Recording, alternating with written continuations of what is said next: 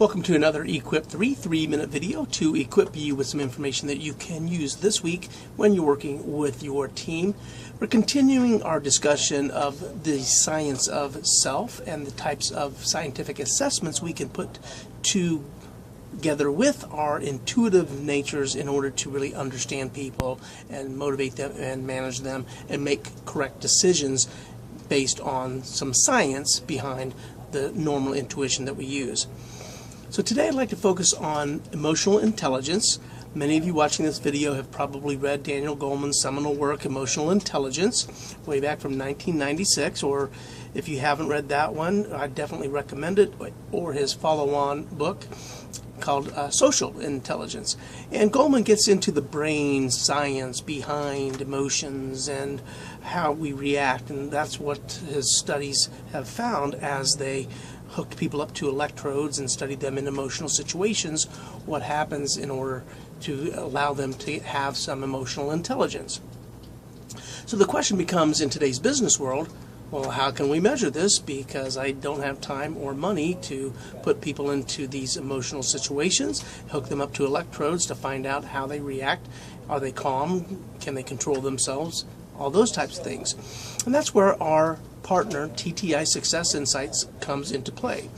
Dr. Bill Bonstetter has the PhD and the science background to develop the surveys to give us really good, reliable results on emotional intelligence, or EQ.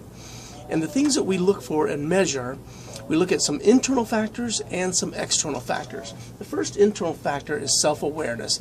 How aware is a person about their own emotional state?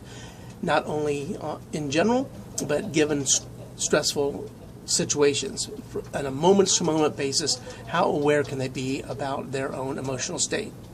Next, we look at their ability to do self-regulation. How competent are they at regulating those emotions?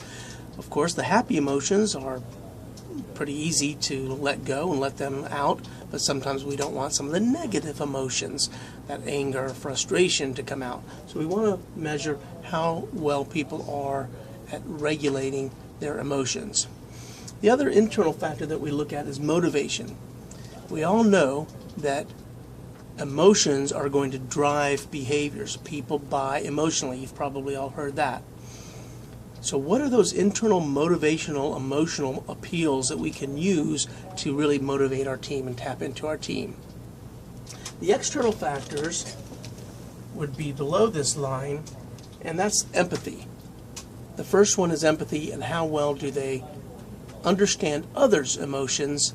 And then the social skills aspect is how well can they collaborate and build networks.